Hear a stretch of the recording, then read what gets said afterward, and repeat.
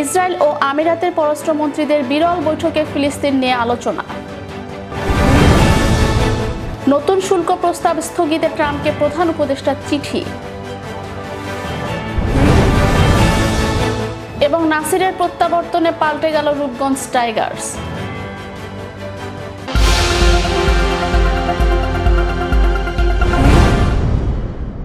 সংযুক্ত আরব আমিরাতের পররাষ্ট্রমন্ত্রী ইসরায়েল সফর করছেন, যা খুবই বিরল একটি ঘটনা। এই সফরে তিনি ইসরায়েলি পররাষ্ট্রমন্ত্রীর সঙ্গে বৈঠকে ফিলিস্তিনিদের স্বার্থ রক্ষার বিষয়গুলো নিয়ে আলোচনা করেছেন। আমিরাতের পররাষ্ট্র মন্ত্রণালয়ের বিবৃতিতে বলা হয়েছে, দেশটির উপপ্রধানমন্ত্রী ও পররাষ্ট্রমন্ত্রী শেখ আবদুল্লাহ বিন জায়েদ আল নাহিয়ান এবং ইসরায়েলের পররাষ্ট্রমন্ত্রী গিদিওয়ান সার গাজা উপত্যকায় ক্রমবর্ধমান মানবিক সংকট ও যুদ্ধবিরতিতে পৌঁছানোর প্রচেষ্টা নিয়ে আলোচনা করেছেন।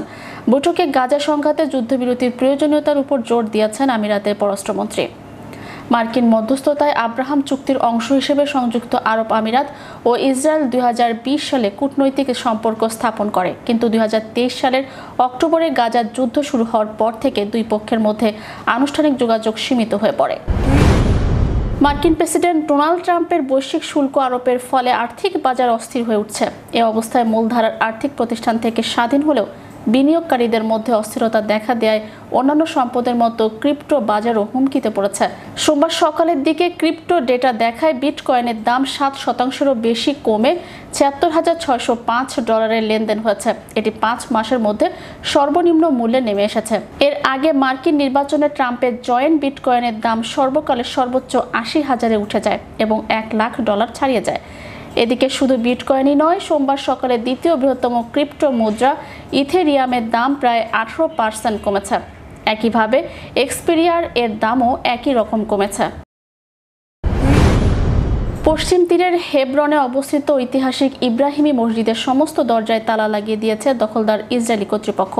এ মসজিদের সঙ্গেই হজরত ইব্রাহিম, হজরত ইসহাক, হজরত ইয়াকুব ও হজরত ইউসুফের কবর রয়েছে।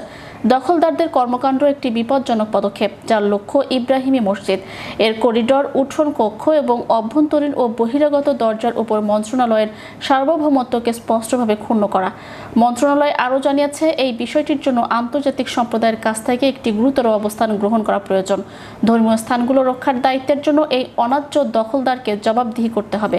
সেগুলোতে আক্রমণ করা থেকে বিরত থাকতে হবে এবং সেগুলো দখল ও চুরি করার চেষ্টা করা থেকে বিরত থাকতে হবে।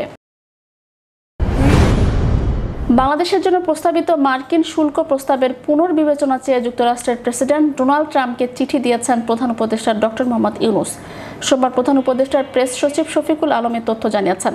শফিকুল আলম জানান, প্রধান উপদেষ্টা doctor Mohammad Yunus Donald Trump বরাবর চিঠি লিখেছেন। চিঠিতে আগামী 3 মাসের জন্য 37% শুল্ক প্রস্তাবে স্থগিত করার অনুরোধ করা হয়েছে। এই সময়ের মধ্যে অন্তর্বর্তী সরকার রপ্তানি বাড়ানোর জন্য কাজ করবে। তিনি জানান, চিঠিতে আরও বলা হয়েছে, বাংলাদেশ যুক্তরাষ্ট্রের ট্রেড পলিসিকে সমর্থন করবে। যুক্তরাষ্ট্রের তুলা যাতে খুব দ্রুত মার্কেটে আসতে পারে সেই উদ্যোগ নেওয়া হচ্ছে। অবরুদ্ধ গাজা উপত্যকায় ইসরায়েলি দখলদার বাহিনীর অব্যাহত গণহত্যা এবং চরম মানবাধিকার লঙ্ঘনের ঘটনায় তীব্র নিন্দা জানিয়েছে বাংলাদেশ সরকার। সোমবার পররাষ্ট্র মন্ত্রণালয় এক বিবৃতিতে এ নিন্দা জানায়। যুদ্ধবিরতি লঙ্ঘনের পর থেকে ইসরায়েলি সামরিক হামলায় বহু ফিলিস্তিনি নিহত হয়েছেন, যাদের বেশিরভাগই নারী ও শিশু। এর ফলে গাজায় মানবিক সাহায্য পৌঁছানো বন্ধ হয়ে গেছে, যা মানবিক বিপর্যয়ের দিকে ঠেলে দিয়েছে। স্পষ্টত ইসরায়েল বারবার আন্তর্জাতিক আবেদনের তোয়াক্কা করেনি, বরং ক্রমবর্ধমান তীব্র হত্যাকাণ্ডে লিপ্ত হয়েছে। বাংলাদেশ নিরস্ত্র ফিলিস্তিনি জনগোষ্ঠীর বিরুদ্ধে জাতিগত নির্মূল অভিযান চালানোর জন্য গাজার ঘনবসতিপূর্ণ বেসামরিক এলাকায় ইসরায়েলি দখলদার বাহিনীর নির্বিচার বিমান বোমা বর্ষণের তীব্র নিন্দা জানাচ্ছে। পবিত্র ঈদ উল ফিতরের আগে ও পরের 11 দিনে দেশে 257টি সড়ক দুর্ঘটনায় 249 জন নিহত হয়েছেন। গণমাধ্যমে প্রকাশিত তথ্য অনুযায়ী আহত হয়েছেন 553 জন, কিন্তু বাস্তবে আহতের সংখ্যা 2000-এরও বেশি। শুধু ঢাকার জাতীয় অর্থোপেডিক হাসপাতালেই ঈদের 2 দিনে সড়ক দুর্ঘটনায় আহত হয়ে ভর্তি হয়েছেন 571 জন, যার অধিকাংশই মোটরসাইকেল দুর্ঘটনায় আক্রান্ত। সোমবার রোড সেফটি ফাউন্ডেশনের এক প্রেস বিজ্ঞপ্তিতে এসব তথ্য জানানো হয়েছে। সারা দেশে 114টি মোটরসাইকেল দুর্ঘটনায় নিহত 106 জন, যা মোট নিহতের 42.57%। মোটরসাইকেল দুর্ঘটনার হার 44.35%। দুর্ঘটনায় 39 জন পথচারী নিহত হয়েছেন, যা মোট নিহতের সংখ্যা 15.66%। যানবাহনের চালক ও সহকারী নিহত হয়েছেন ৩২ জন, অর্থাৎ ১২.৮৫%। আবাহনী লিমিটেডে খেলার কথা ছিল নাসির হোসেনের, টাকায় বনাবনি হয়নি, যোগ দেন রূপগঞ্জ টাইগার্স ক্রিকেট ক্লাবে। আজ নিষেধাজ্ঞা মুক্তির পর মাঠেও নেমে যান। বোলিংয়ে দাপট দেখানোর পর ব্যাটিংও নামেন। ঢাকা প্রিমিয়ার লিগে ধুঁকতে থাকা তার দলও পায় দাপুটে এক জয়। সোমবার মিরপুর শেরেবাংলা ক্রিকেট স্টেডিয়ামে নাসিরদের প্রতিপক্ষ ছিল গাজী গ্রুপ ক্রিকেটার্স। ৮ ম্যাচে ৬ জয় তুলে শীর্ষ ৩-এ আছে তারা। ১২ দলের লিগে নাসিররা ছিলেন ১১ নম্বরে। প্রত্যাবর্তনের ম্যাচে নাসির ছিলেন যথেষ্ট কৃপণ। প্রায় ২০ মাস পর প্রতিযোগিতামূলক ক্রিকেটে ফেরার নাসির ১০ ওভারে খরচ করেছেন মোটে ৩১ রান। প্রত্যাবর্তনের দিনে একটি উইকেটও নিয়েছেন তিনি। প্রতিপক্ষের উপর চাপও বাড়িয়েছিলেন তিনি। পরে ব্যাটিংয়ে করেন ৯ রান। তবে তার আগেই ম্যাচ নিজেদের করে নেয় রূপগঞ্জ টাইগার্স। বনি ইসরায়েলের পতন নিয়ে যা বলা আছে কোরআনে, যুগে যুগে আল্লাহ তাআলার অবাধ্যতা, নবীদের হত্যা এবং দুনিয়ার বুকে ফিতনা ফাসাদ করেছে বনি ইসরায়েল। এজন্য বারবার লাঞ্ছিত, অপমানিত, ধ্বংস এবং বিতাড়িত হয়েছে তারা। কিয়ামত সংঘটিত হওয়ার আগ পর্যন্ত এই চক্র চলমান থাকবে। বনি ইসরায়েলের এমন পরিণতির ব্যাপারে পবিত্র কুরআনে আগে থেকেই বলে রেখেছেন আল্লাহ তাআলা। পবিত্র কুরআনে মহান আল্লাহ তাআলা ইরশাদ করেছেন, আমি বনি ইসরায়েলকে কিতাবে পরিষ্কার বলে দিয়েছি, তোমরা পৃথিবীর বুকে দুবার অনর্থ সৃষ্টি করবে এবং অত্যন্ত বড় ধরনের অবাধ্যতায় লিপ্ত হবে। অতঃপর যখন প্রতিশ্রুতি সেই প্রথম সময়টি এলো, তখন আমি তোমাদের বিরুদ্ধে প্রেরণ করলাম আমার কঠোর যোদ্ধা বান্দাদেরকে। অতঃপর তারা প্রতিটি জনপদের আনাচে কানাচে পর্যন্ত ছড়িয়ে পড়ল। এ ওয়াদা পূর্ণ হওয়ারই ছিল। মহান আল্লাহ আরও বলেন, অতঃপর আমি তোমাদের জন্য তাদের বিরুদ্ধে পালা ঘুরিয়ে দিলাম, তোমাদের ধন সম্পদ ও পুত্র সন্তান দ্বারা সাহায্য করলাম এবং তোমাদের জনসংখ্যার দিক দিয়ে একটা বিরাট বাহিনীতে পরিণত করলাম।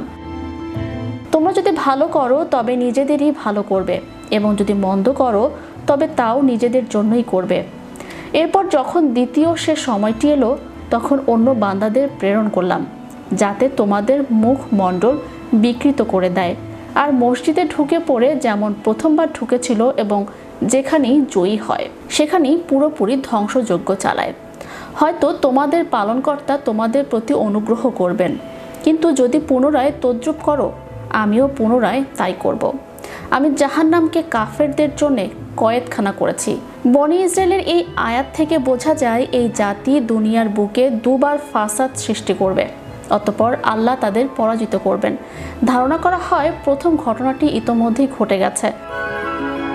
খ্রিস্টপূর্ব 722 অব্দে বনি ইসরায়েলের একটি অংশকে জোরপূর্বক নির্বাসিত করে এসেরিয়ানরা।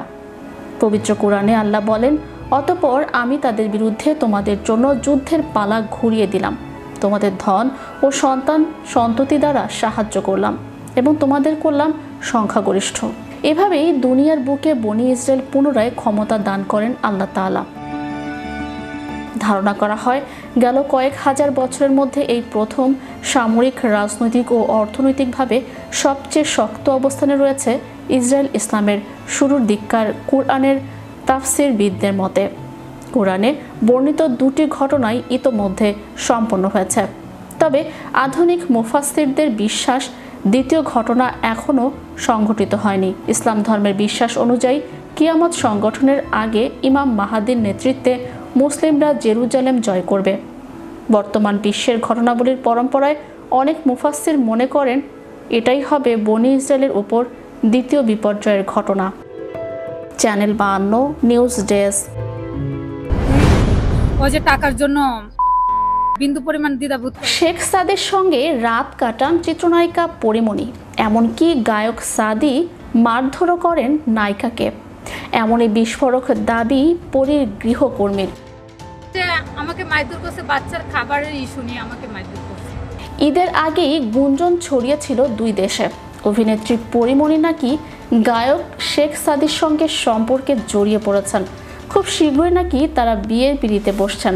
ঈদের সময় নায়িকার হাতে মেহেদি দিয়ে লেখা ইংরেজি এস অক্ষর সেই জল্পনাকে আরও উস্কে দিয়েছে। সেই আগুনে আবার ঘি ঢেলেছে পরিমণির গৃহকর্মী পিঙ্কি আক্তার। যিনি অভিনেত্রীর বিরুদ্ধে শারীরিক নির্যাতনের অভিযোগ এনেছেন। তিনি একাধিক সংবাদ মাধ্যমের সামনে বিস্ফোরক কিছু তথ্য পেশ করেছেন। মানে পরিমণি শেখ সাদি একই রুমে আছে, একই বিছনায় আছে, একই টেবিলে খাবার খাচ্ছে। একাধিক ভিডিও সাক্ষাৎকারে তাকে বলতে শোনা যায়, পরিমণি আর শেখ সাদি এক বিছানায় ঘুমন, এক ঘরে থাকেন, এক থালায় খাওয়া দাওয়াও করেন। গায়কের হাতে নায়িকা মারধরও খান। ভাইরাল হওয়া এই ভিডিওর অভিযোগকারী সেই গৃহকর্মী আরও বলেন, হাঁটুর বয়সী গায়কের হাতে বেধড়ক মারধর খেয়েই অসুস্থ হয়ে পড়েছিলেন পরিমণি। ঈদের আগে হাসপাতালে ভর্তি হতে হয়েছিল তাকে। তার মানে শেখ সাদি ওকে মারছে। হ্যাঁ, হসপিটাল তো গেছে, এটা তো ফেসবুকেই দিছে। সেই পদ্ধতিতেই নাকি নায়িকা মেরেছেন তার সদ্য নিযুক্ত গৃহকর্মী পিঙ্কিকেও। অভিযোগ, তিনি নাকি পরিমণির 1 বছরের মেয়ের সঠিক দেখাশোনা করতে পারছিলেন না। অভিযোগকারীর দাবি, আমার তখনও জ্ঞান ছিল, সে সময় পরি আমার মুখে হাত বোলাতে বোলাতে বলছিলেন, আমাকেও তো এভাবেই মারে, এভাবেই মার খেয়ে মুখ বুজে সহ্য করি। ওই শয়তানটাও আমাকে এভাবে মারছিল, মানে শেখ সাদি। এই ঘটনা প্রকাশ্যে এনে পিঙ্কির পাল্টা যুক্তি, পরিমণিকে যদি নির্যাতনের কারণে হাসপাতালে যেতে হয়, তাহলে তিনি কেন একই কারণে সেবা যত্ন পাবেন না? ওর যদি হসপিটালে যাইতে হয়, তাহলে আমাকে যে এতটা মারলো, তাহলে কি ওর কি একটু কমন সেন্স ছিল না যে আমাকে? তার আরও ক্ষোভ, গৃহকর্মীর কাজ নিয়োগকারীর পছন্দ নাই হতে পারে, তাকে বেতন দিয়ে কাজে বহাল না রাখলেই বিষয়টি মিটে যায়। শারীরিক নির্যাতন করার কোনো অধিকার নেই তার। তবে এখানেই থেমে থাকেননি পিঙ্কি। তিনি সরাসরি বলেছেন, শুধু শেখ সাদি নন, একাধিক পুরুষের সঙ্গে সম্পর্ক আছে পরিমণির। নিম্ন শ্রেণী থেকে শুরু করে ওর মানে মানুষের সাথে শুইতে মানে বিন্দু পরিমাণ দ্বিধাবোধ নাই। বৃহস্পতিবার পরিমণির বিরুদ্ধে স্থানীয় থানায় লিখিত অভিযোগ দায়ের করেছেন ওই গৃহকর্মী। তার অভিযোগ, পরিমণির শিশুকন্যাকে খাওয়ানো নিয়ে যে ঝামেলা বাঁধে, যার ফলে তাকে রীতিমতো মারধর করেন নায়িকা। তিনি অসুস্থ বোধ করায় হাসপাতালে যেতে চান তিনি, সেটুকু মানবিকতাও নাকি দেখাননি নায়িকা। নিজেকে বাঁচাতে পিঙ্কি বাধ্য হয়ে জরুরি পরিষেবার ফোন করে পুলিশের সাহায্য চান তিনি। নিজের এক ভাইকে ডাকেন গৃহকর্মী। পরিমণির বাড়ি থেকে বেরিয়ে প্রথমে কুর্মিটোলা জেনারেল হাসপাতালে প্রাথমিক চিকিৎসা করান তিনি।